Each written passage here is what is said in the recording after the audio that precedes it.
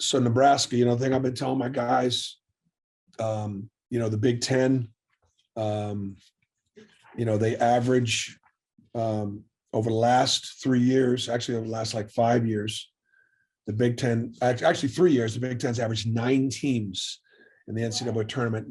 SEC typically 5 or 6, right? And so, you don't get a chance to play a Big Ten team very often. And, their conference is always so highly recognized and highly rated. Nebraska's played one of the toughest schedules in the country. You look at their last 3 games.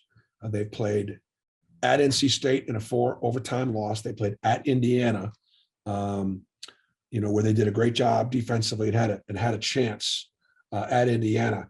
Held Indiana just like 66 points. And then they just kind of, at the end of the game against Michigan, kind of fell apart against Michigan. But you look at those 3 opponents.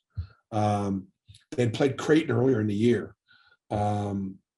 It's like Auburn on a neutral site. That's like a breather compared to the last 3 games that they've had. I think Alonzo Verge is the best point that we've gone against. The kid Cole from UConn was really good. He had a big game against us. Verge is averaging 25 and 8 over the last 3 games against this amazing competition that they played against. And he's going to be a handful. McGowan's a future pro. I love what they're doing with the big kid, Derek Walker, and how they're playing him. Tanaga is a deadly shooter, as is Wilcher. Webster is a real complete player. I like their personnel. I think this is a team that's probably got the second best personnel behind UConn that we played so far. So our guys have got to be excited about playing. Finals week was this week, so it was a bit of a disruptive week as far as practice is concerned. We had a couple guys out with some flu during the course of the week. We should be back full speed today as we sit here Thursday. But we had several guys out this week because of some illness. So that's kind of where we stand right now. RBP, we'll get you started with a question from Brian Stoltz. Hey, Bruce. Zep has always been a good defender, but he seems to be coming on the offensive side. What have you seen from him as far as his driving ability and passing ability that makes him so unique? You talk about Zep? Yes. Zep's just he affects winning as much as any player we have. If it's a winning play, he'll make it. If it's not, he'll pass on it. Doesn't put himself in positions to fail as a result of his, tremendous assist turnover ratio. And the reason is he wants to win. He values possessions. And he's worked really hard on his shooting. And even though his shooting percentages aren't great, I feel confident every time he looks to, take a shot. And so I think that's something you're going to continue to see. He does a good job getting the foul line. And obviously defensively, he's tenacious. He doesn't succumb to fatigue. And he plays hard for 40 minutes. And you just don't find that. You rarely find players that won't take possessions off. And he never takes a possession off. Next up is Nathan King. Bruce, when you're talking about a guy like Allen trying to work his way back and kind of gel back with the guys in practice, for you as a coach in the past, whether it's a guy like Sharif last year who missed part of the season, and then you're working him back, and what are some of the focal points you look for in a player like that to get him back in and get chemistry with the team before they get back on the court? Yeah, well, part of it is to not be a distraction because we're going to be playing without him for a while. So if you focus so much on getting him back, then you wind up losing focus on what's most important, and that is getting your team ready to play. So you just put him out there and let him do what he does. But more importantly, coming back off an Achilles, it's just for Allen to get more comfortable and confident with that leg, going full speed, beginning now to get involved with a little bit of contact where you're not in complete control of your body, which we're starting to just now get some contact involved. And then just letting him get a gauge on how he's doing. When he comes back, just come back and affect the team from a standpoint of just affect winning. defensively, being productive on the offensive end, and not as many minutes early. Just, probably not going to put him out there the same number of minutes he's going to be out there in February. Just let him play and let him play hard, but not have him be out there too long where fatigue is going to be a factor, because obviously both his wind, his conditioning, as well as his legs aren't going to be there for several more weeks. All right, a quick reminder, if you have a question for Coach, put it in the chat next to Jordan Hill. Bruce, you mentioned some of the stuff going on this week with finals and a few guys dealing with the flu, but with this week being a little bit different without a midweek game, just how do you think everybody has handled that? I mean, we'll find out Saturday. I think they've handled it well. Finals have been a focus. Guys have worked really hard, this semester, making progress towards degrees and achieving, as far as our GPAs are concerned. We've tried to give them time to be able to do that. And, today being Thursday was really more of our first day back where we're really focused on basketball. A follow-up from Ryan Stoltz.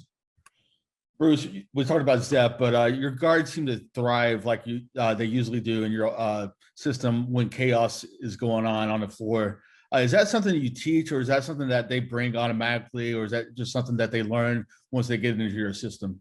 Well, I mean, I think that if we could create some chaos on the defensive end and turn some people over, and then create some offense out of that defense and that chaos and that tempo, I think that's how we like to play.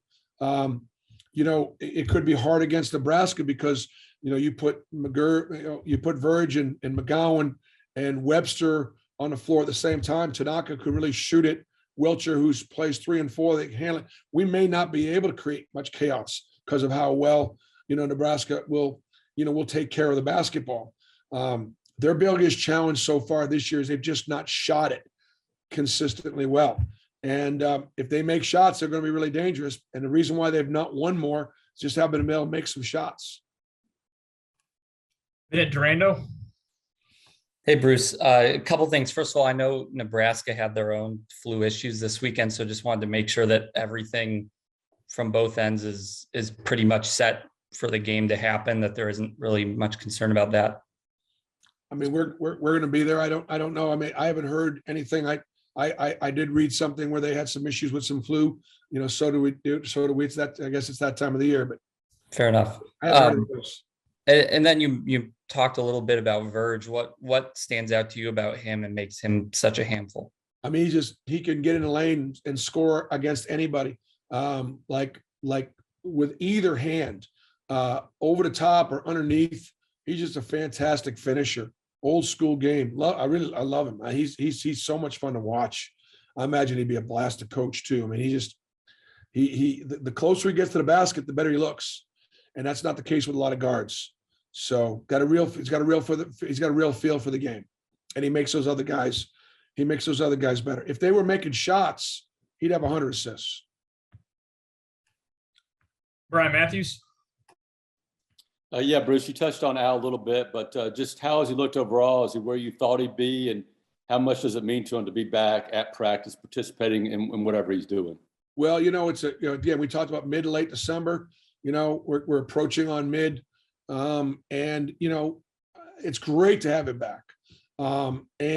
He gives us a chance to continue to grow and improve, we got to get ready without him right now. And at some point, I would love to get him back before LSU. I don't know whether we will. We'll do what's best as far as his health and when he's completely ready. But that's kind of what our plan. Just because to come back just right at the start of the SEC, that's a lot to ask. Love to get his feet wet a little bit if we can. We got time for 2 more. First up is Justin Hokanson. Hey, Bruce, you had mentioned after the last game about getting to the foul line and wanting your guys maybe to get there more or the other team to get there less. Is there anything when you watch the film, did you see anything different than what you thought about how you can maybe get there more? Yeah, no, I know it's we our opponents have shot more, more free throws than we have. That's obviously an issue. So we got to play through contact. We got to score through contact. We got to do a better job of trying defending ourselves without fouling, be aggressive, defend without fouling. You know, I think, you know, one of two things is really simple. Either foul less or get there more, you know, to have that change. And I'm okay with the fouling less as long as we don't lose our aggression. But I would like to get there more, maybe mixing up a little bit more inside stuff to our outside game as well. Talking a little trash on the field? Yeah, we get it. Trashing the state with litter? That's terrible. Keep it clean. Keep Alabama beautiful.